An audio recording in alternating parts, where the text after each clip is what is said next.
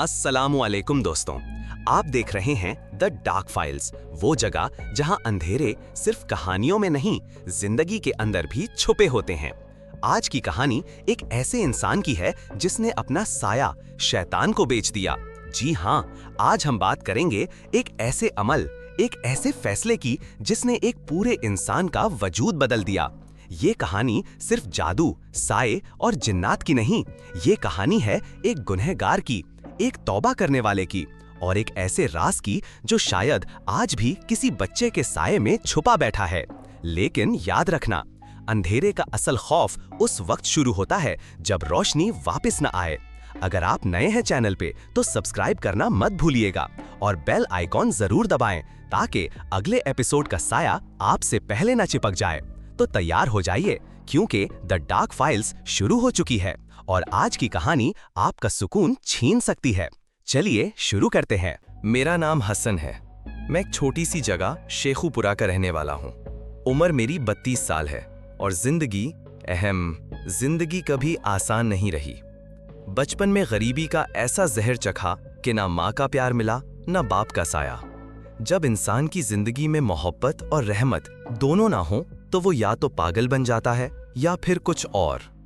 मुझे पैसा चाहिए था हर हालात में और पैसा मिलने का कोई ठीक ठाक रास्ता नहीं मिल रहा था। छोटी मोटी नौकरियां की, कंस्ट्रक्शन साइट्स पे मजदूरी की, कभी किसी के घर पे पेंटिंग किया, कभी वेल्डिंग सीखी। लेकिन जितना पैसा कमाता था उतना हर रोज के खर्चों में उड़ जाता था।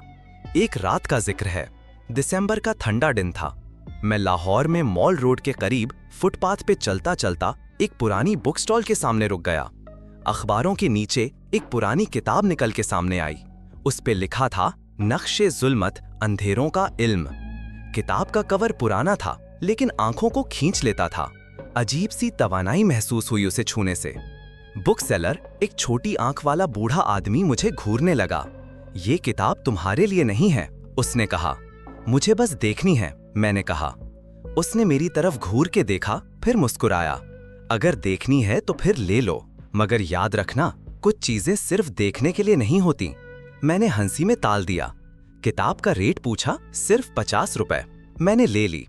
रात को जब मैं अपने कमरे में आया, एक छोटी सी किराए की जगह जहां हीटर भी नहीं था, मैंने वो किताब खोल के पढ़ना शुरू किया। हर सफा अजीब था। इल्म था लेकिन नॉर्मल इल्म नहीं, काला इल्म। उसमें ऐसी चीजें लिखी थीं जो किसी मदरसे या स्कूल में नहीं मिलती। उसमें लिखा था, अगर तुम अपना साया छोड़ दो तो तुम अपनी किस्मत लिख सकते हो। साया, इंसान का साया। उसी वक्त लाइट चली गई। कमरे में अंधेरा छा गया। सिर्फ चांद की रोशनी दरी से अंदर आ रही थी। मैं किताब बंद करके सो गया, या कम से कम मुझे लगता था कि मैं सो गया। रात को मुझे एक सपना आया। मैं एक अंधेरे जंगल में चलता जा रहा था। हर तरफ से आवाजें आ रही थीं। किसी ने मेरे कान के पास से कहा, हसन, अपना साया मुझे दे दो, मैं तुम्हें सब कुछ दूंगा। मैं घबरा गया, लेकिन मेरी जुबान से बस एक लफ्ज निकला, ठीक है। जैसे ही मैंने ये कहा, एक सर्द सा झटका मेरे जिस्म से गुजरा। मैंने देखा, मेरे पांव के नीचे से मेरा साया उठकर हवा में घुला और अंधेरे में गुम हो गया। मैं चीख कर उठ गया, लेकिन मेरी चीख कमरे में गूंजती रह गई। सुबह जब मैंने जमीन पे देखा तो मेरी रूह का रंग उड़ गया। मेरा साया नहीं था, ना दिन के वक्त, ना रोशनी में, ना सूरज के नीचे। मैंने अपने आप को शीशे में देखा। सब कुछ था लेकिन पीछे कुछ नहीं। अगले चंद दिन अजीब गुजरे। हर काम आसानी से होने लगा। पैसा जैसे खुद चलकर मेरे पास आने लगे। जहां जॉब करता था वहां का मालिक अचानक मुझे प्रमोशन दे गया। मुझे एक अच्छी पेमेंट मिली। एक क्लाइंट ने बिना किसी वजह के 50,000 टिप दिया। मैं हर दिन मजे में जी रहा था। पैसा, लोगों का इज्जत देना, हर चीज मिल रही थी, लेकिन मैं खुद को हल्का हल्का खोखला महसूस कर रहा था। एक दिन जब मैं बाजार गया तो एक छोटी लड़की मेरी तरफ देख के चीखने लगी, अम्मी, अम्मी, ये आदमी का साया नहीं है। उसकी माँ ने उसका मुंह बंद कर दिया और मुझे घूर के देखा, लेकिन आंखों में डर था। रात को फिर वही सपना आया, वही जंगल, वही आवाज, हसन, तुम अब मेरे हो, तुमने अपना साया दिया है, अब तुम सिर्फ खाली जिस्म हो, रूह तो तुम्हारी पहले ही ले चुका हूँ। मैं चीखा, मुझे वापस दो मेरा साया। अब नहीं, अब तुम्हें वही बनना होगा जो तुमने कभी सोचा भी नहीं था। उस वक्त मेरी आंखें खुल गईं, लेकिन मेरे मुंह से खून निकल रहा था। जमीन पे अजीब सा नक्श बना था, जैसे किसी ने खून से मंडला बनाया हो। मुझे समझ आ गया था, मैंने सिर्फ अपना साया नहीं, अपना आप बेच दिया था। उस दिन के बाद मेरी जिंदगी बर्बाद होने लगी। हर दिन एक नई बदकिस्मती। एक दोस्त कार एक्सीडेंट में मर गया, जिससे मैंने कल ही मिलना था। एक और दोस्त ने सुसाइड कर लिया। मेरे गरीब रिश्तेदार एक एक करके या तो मर गए या मुझसे अलग हो गए। मैं अब अकेला था, अकेला और बिना साये का। मैं मॉस्क गया, इमाम साहब से बात की। उन्होंने मेरी तरफ देखा और बस इतना कहा, जिसने साया बेचा हो उसका तो जनाजा भी अपनी परछाई के बिना उठता है। मुझे लगा वो पागल है या शायद मैं पागल हो गया हूँ।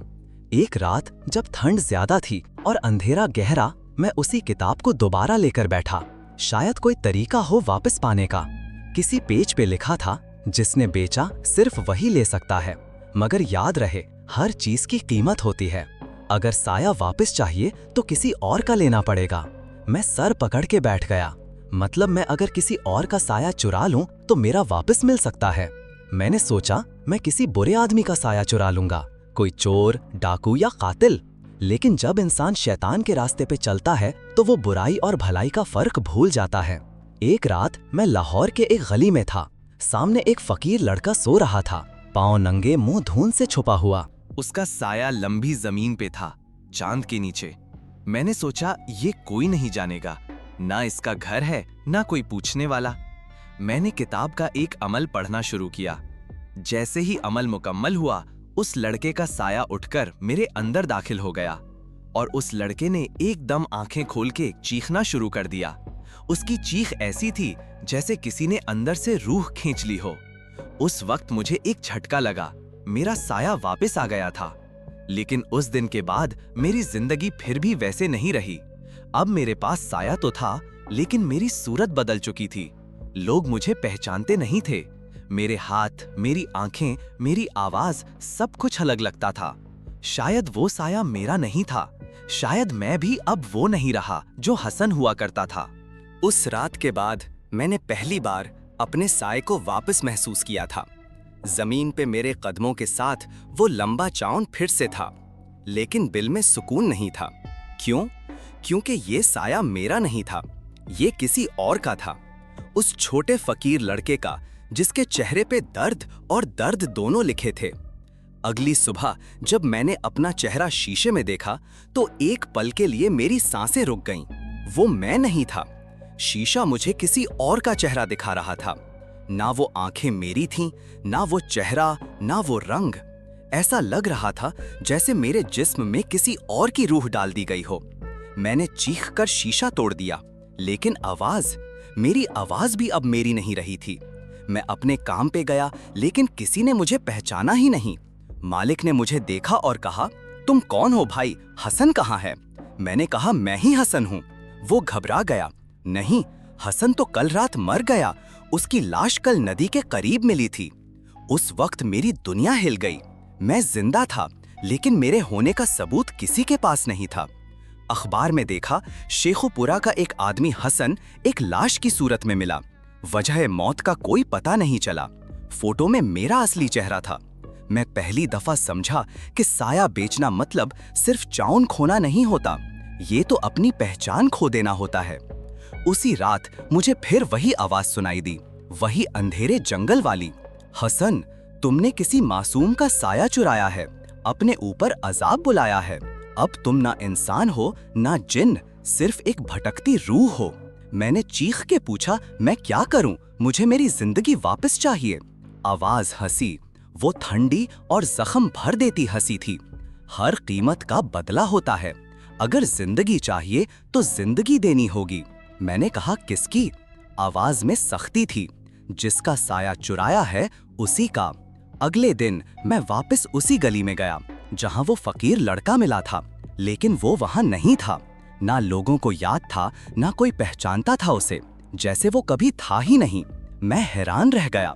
मैं उसी गली में घंटों फिरता रहा। आखिर एक बुजुर्ग ने मुझे देखा और बोला, तू उसी काम का है ना जिसने लड़के का साया लिया था? मैंने हैरान होकर कहा, आप कैसे जानते हैं? उन्होंने बस एक बात बोली, जिसने अंधेरे से दोस्ती की हो उसे रोशनी वापस नहीं मिलती।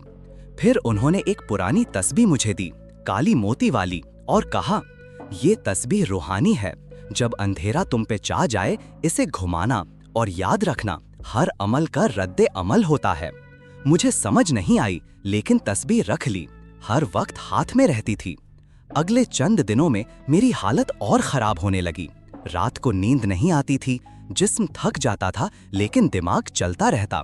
कभी कभी दरवाजे खुद ब खुद खुल जाते, कभी बत्तियां बुझ जाती, कभी शीशे में किसी और की सूरत नजर आती।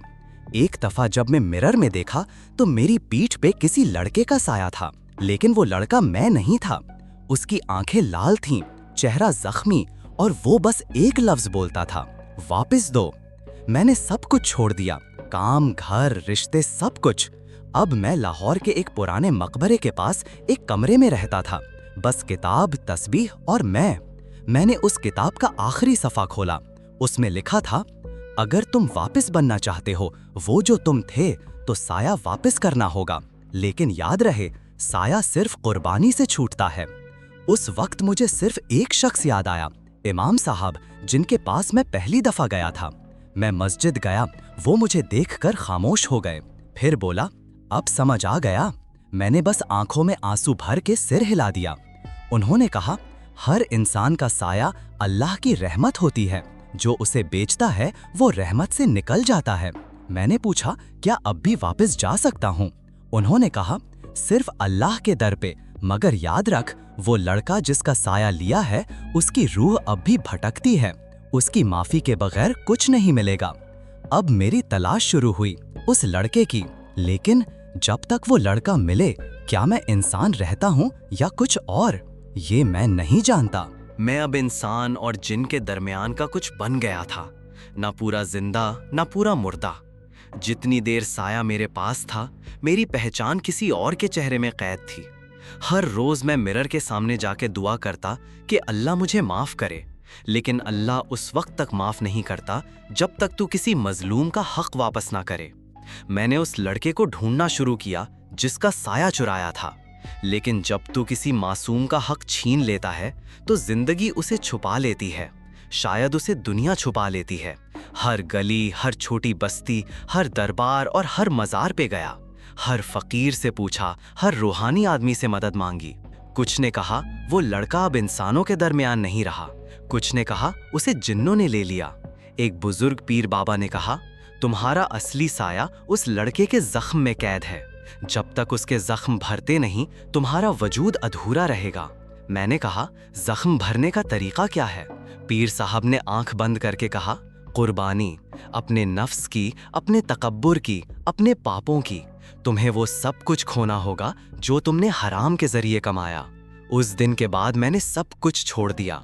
जो पैसा बैंक में था मदरसों को दे दिया, घर छोड़ दिया और पहली बार किसी सस्ती मुसाफिर खाने में रहना शुरू कर दिया। मैंने हर रोज तस्बीह घुमानी शुरू की, रात को तहज्जुद में गिर गिर के अल्लाह से माफी मांगता। एक दिन मैं डाटा दरबार के करीब बैठा था जब एक छोटी सी आवाज ने मुझे पुकारा, भाईजान रोटी खिला दो। मैंने देखा एक 10 साल का लड़का था, नाले फटे हुए, हाथ में प्लास्टिक की बोरी, आंखों में उदासी। कुछ था उसकी सूरत में, कुछ अजनबी और फिर भी पहचाना सा। मैंने उसे रोटी खिलाई, पानी पिलाया। जब वो हंस के बोला शुक्रिया भाई, तो मेरी रगों में ठंडक सी दौड़ गई।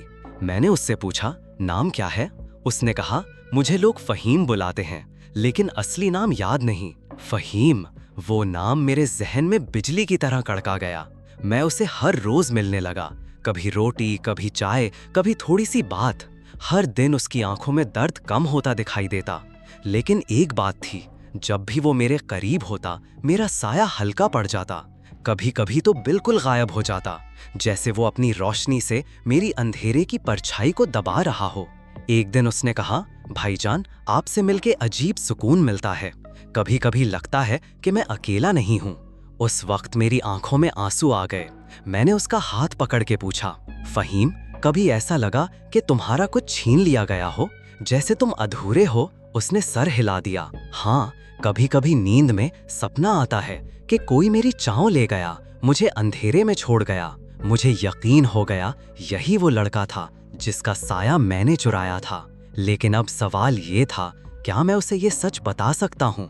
क्या मैं उसे कह सकता हूँ कि उसका दर्द, उसकी पहचान, उसकी नींदें मैंने छीनी थीं? रात को मैं मस्जिद गया, इमाम साहब के सामने गिर गया, रो रो कर कहा, मैं गुनहगार हूँ, मैंने जुल्म किया, मुझे रास्ता दिखाइए। उन्होंने सिर्फ एक बात कही, सच्चा तौबा सिर्फ तब होता है जब तू सिर्फ अल्लाह से नहीं, इंसान से भी माफ़ी मांगे। अगली सुबह मैं फ़हीम के पास गया, उसे एक खाली बेंच पे बिठाया और सारी कहानी सुना दी। वो सब कुछ जो मैंने किया, किताब, अमल, साया, रूह, सब कुछ। फ़हीम ने खामोशी से सुना, ना कुछ बोला, ना कुछ कहा, सिर्फ आंखों में आंसुओं का दरिया था। फिर उसने सिर्फ एक लफ्ज़ कहा, क्या मुझे मेरा साया वापस मिल सकता है? मैंने सर झुकाया, हाँ, मगर इसका मतलब है कि मैं फिर से वो बन जाऊंगा जो मैं था। शायद मेरा वजूद मिट जाए। फ़हीम ने मेरा हाथ पकड़ा और कहा, तो वापस ले लो, क्योंकि मैं अपना खुद का होना चाहता हूँ। मैंने उस रात उसी पुरानी किताब का आखिरी अमल पढ़ना शुरू किया। तस्बीह घूम रही थी, आंखें बंद थीं, सांस तेज थी। हर लफ्ज़ के साथ मेरी रूह का एक हिस्सा छूट रहा था, हर दुआ के साथ कुछ टूट रहा था। अमल के आखिरी जुमले पर जाकर फ़हीम ने अपना हाथ मेरे हाथ पर रखा और एक रोशनी सी फूटी। मुझे महसूस हुआ जैसे सालों का बोझ उतर गया। ज़मीन ने हिलना छोड़ दिया और रात पहली बार रोशन लग रही थी। मैंने आंखें खोल के देखा, फ़हीम मुस्कुरा रहा था और मेरा साया गायब हो चुका था।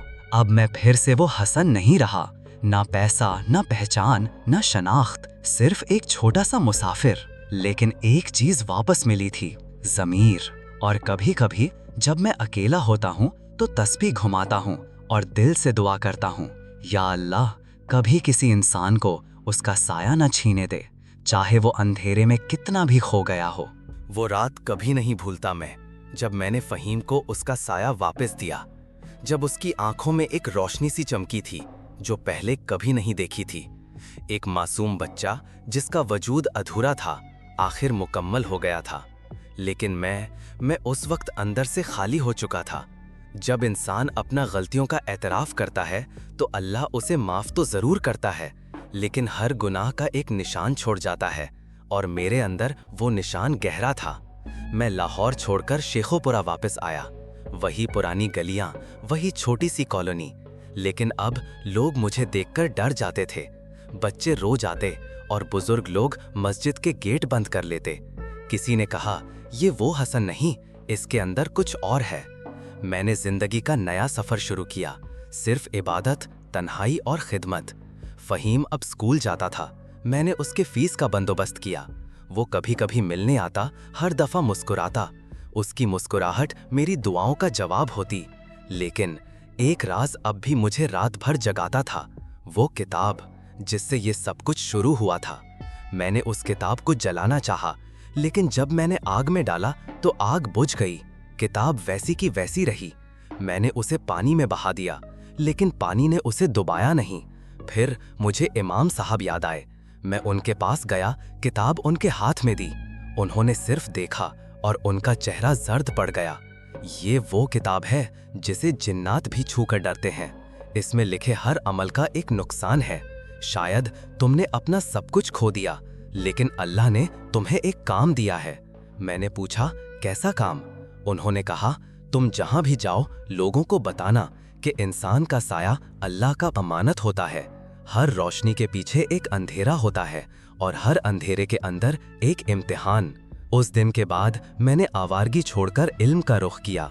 हर दरबार, हर मदरसा, हर बस्ती में जाकर लोगों को सुनाता रहा अपनी कहानी, अपनी गलतियां, अपना अजाब।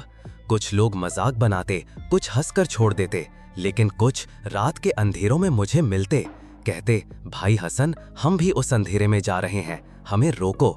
मैं उन्हें रोकता, किताबें फाड़ता, आमिलों के दानव समझाता, जादू टोना, साए और जिन्नात के चक्कर से दूर करता। लेकिन एक दिन कुछ अजीब हुआ। मैं अपनी बस्ती के पुराने मकबरे के पास से गुजर रहा था। वहां एक नया बुजुर्ग बैठा था, सफेद लिबास, काली आंखें। मैंने सलाम किया। उसने कहा, हसन, तुम तो बच गए, लेकिन तुम जानते नहीं कि जिसे तुमने साया वापस दिया उसका असली चेहरा क्या था। मैं हैरान हुआ, क्या मतलब? उसने कहा, फ़हीम एक मासूम बच्चा था, मगर जिसका साया तुम ले चुके थे, उस साये में अब भी एक शैतान की छाप थी। तुमने उसे आज़ाद तो किया, मगर उस साये ने अपना रंग उस बच्चे में डाल दिया। मेरे पाँव के नीचे से ज़मीन निकल गई। मैंने दौड़ लगाई फ़हीम के पास। वो पार्क में खेल रहा था, लेकिन उसकी आंखों में कुछ और था, एक बारूद जैसा खामोश दर्द, एक हंसी जो मासूम नहीं थी।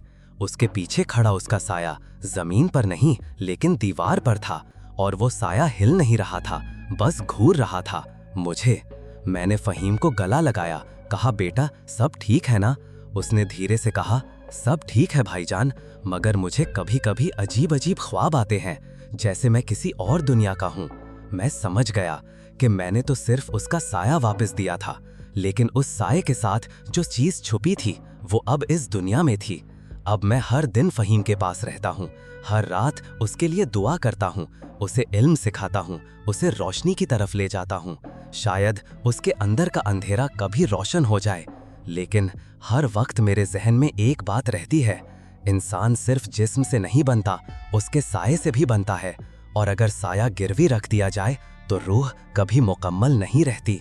अगर कभी तुम्हें भी कोई किताब मिले, कोई फ़कीर कोई अमल बताए, या कोई कहे कि सिर्फ एक काम करो और हर मंजिल तुम्हारी, तो याद रखना, हर शॉर्टकट एक अंधेरे का रास्ता होता है, और कभी कभी उस अंधेरे से सिर्फ साया वापस आता है, इंसान नहीं। तो दोस्तों, यह थी एक ऐसे शख्स की कहानी जिसने अपना साया किसी और के हाथ बेच दिया, लेकिन उस फैसले ने उसकी पूरी जिंदगी, उसका वजूद, उसकी रूह सब कुछ बदल के रख दिया।